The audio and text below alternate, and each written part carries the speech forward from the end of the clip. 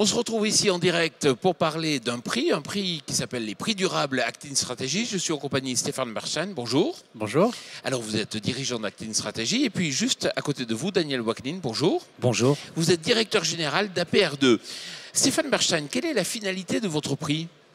Alors, quand nous avons créé l'agence Actine Stratégie spécialisée dans le développement durable, dès 2008, nous avons lancé avec le ministère de l'écologie et du développement durable ainsi que Innovact et des partenaires médias et Oseo, des prix pour médiatiser les initiatives et innovations durables d'entreprises, d'associations et de citoyens. Et le premier prix, chaque année, c'est attribué à une entreprise innovante qui développe une technologie verte, comme l'entreprise APR2. Ça veut dire qu'il faut être innovant forcément pour participer à votre prix ? Alors en fait, il y a plusieurs catégories. Le premier prix, c'est pour une entreprise innovante qui va gagner 6 mois offerts par l'agence en termes de relations publiques et relations presse. Et il y a d'autres catégories, une catégorie association solidaire, une entreprise traditionnelle, une mention spéciale du jury pour une personnalité et également un citoyen. Alors justement, on a un gagnant d'une précédente édition, Daniel Waknin. Vous avez gagné le prix l'an passé, c'est ça ? Voilà, nous avons gagné le prix de l'an passé. Et que faites-vous ? Que proposez-vous ? Alors, APR2 est une entreprise française spécialisée depuis de nombreuses années sur le recyclage de ce que la directive européenne appelle les D3E, les déchets d'équipements électriques et électroniques. Donc les ordinateurs par exemple, et vous êtes venu justement avec des produits bien précis, expliquez-nous. Absolument. Alors, notre travail au quotidien, c'est de démanteler voilà, quelques milliers de tonnes à l'année de déchets électroniques, des ordinateurs, des écrans, des switches, des hubs, etc. Et donc nous séparons les différentes fractions, les ferreux, les non ferreux. Et là où nous avions un problème assez important à résoudre, c'était le recyclage des plastiques contenus dans ces fameux déchets électroniques. Donc après des années de recherche et développement, nous avons mis au point un composite issu du recyclage de ces fameux plastiques. Donc ça, c'est un ordinateur, c'est quoi ? Oui, alors vous tenez dans la main une lame à terrasse réalisée à partir du plastique d'un Minitel. Donc la couleur, et effectivement on retrouve la couleur des Minitel, ça veut dire que c'est du recyclage de Minitel. Tous les Minitel qui avaient un peu partout en France vont peut-être finir sous forme de lame à terrasse ? Alors une grande partie des Minitel en France, il y en avait plusieurs millions.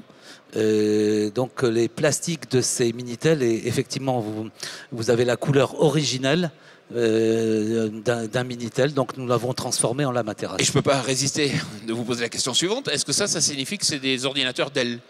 Alors c'est exactement, alors ce morceau de lame que vous tenez dans la main vient d'une coque plastique d'un PC de bureau Dell, comme nous en traitons quelques dizaines de milliers à l'année, donc c'est un sourcing continuel et récurrent. Alors, je suis impressionné parce que c'est vraiment très costaud. Comment vous avez fait pour arriver justement à partir de plastique qui peuvent être plutôt fragiles à avoir des lames comme ça de terrasse très solides ? C'est le résultat de 5 ans de recherche et développement acharné, puisque nous n'avions pas de solution satisfaisante en France pour le traitement de ces plastiques qui étaient envoyés massivement en Asie. Donc avec notre savoir maison, des grandes universités, des grandes écoles françaises, nous avons mis au point ce composite qui est en fait le mariage de 2 déchets.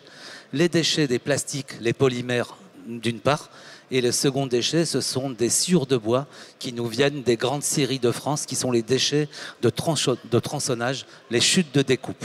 Les 2 déchets amalgamés donnent un granulé composite. Et notre réalisateur Nicolas Doubrer n'a pas pu résister à l'idée de mettre effectivement donc, ces lames dans de l'eau avec des poissons pour montrer que ça résiste à l'eau, effectivement. Alors, c'est du recyclage durable. Absolument. Alors ça résiste non seulement à l'eau, aux ultraviolets, aux termites. C'est un écomatériau, un composite qui ne nécessite aucun entretien, contrairement au bois traditionnel où vous êtes obligé de vernir, de l'azurer, etc. Donc voilà, c'est un produit complètement durable et qui vient d'un déchet. D'accord, j'en reviens au prix donc, durable Actine Stratégie. Dites-moi, qu'est-ce que ça vous a apporté justement de gagner ce premier prix ? Alors, ça nous a apporté, et je tiens à le dire ici devant Stéphane Bernstein, déjà 6 mois de communication gratuite. Et ça nous a apporté aussi des passages retentissants dans plusieurs médias, BFM Radio, BFM TV, LCI, RTL, j'en oublie. Voilà, votre savoir-faire, ça. France Télévisions, ça, l'agence Actine Stratégie donc, est assez performante. Et c'est important pour vous en tant que créateur d'entreprise ?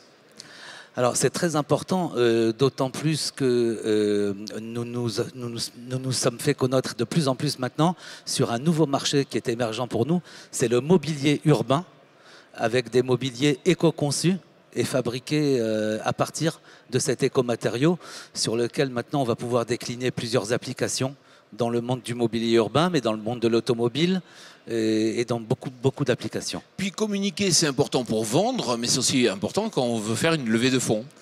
Alors effectivement, je dois dire que le passage, nos passages fréquents dans ces différents médias ont coïncidé.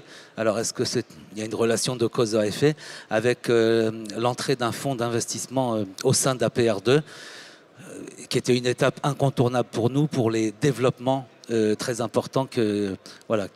Donc, quand on a un projet, quand on veut créer une entreprise, c'est important d'être à Innovact, c'est important de participer à votre concours et justement vous lancez l'édition 2013. Alors tout à fait, mais juste un petit mot pour féliciter un peu plus APR2. Ce qu'il faut savoir, c'est une entreprise qui développe une technologie verte, mais également qui a une dimension sociale très importante, puisque 80% des employés au niveau industrie sont des personnes en situation de handicap. Donc c'est aussi une entreprise citoyenne.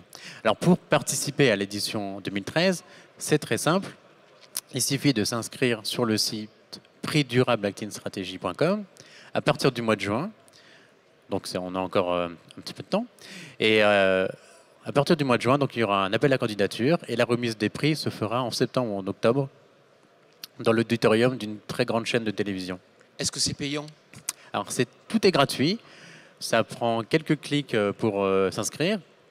Ensuite, les candidatures, nous allons sélectionner et renvoyer un petit document de 2 pages, un certain nombre de candidats. Et bien sûr, l'ensemble de ces candidatures seront soumises au jury. Donc, on ne peut que conseiller à tous les créateurs d'entreprises de participer donc, à ce prix. Je vous remercie, monsieur. Merci d'être venu ici en direct du plateau sur Innovact. Dans quelques secondes, on se retrouve pour la suite des programmes.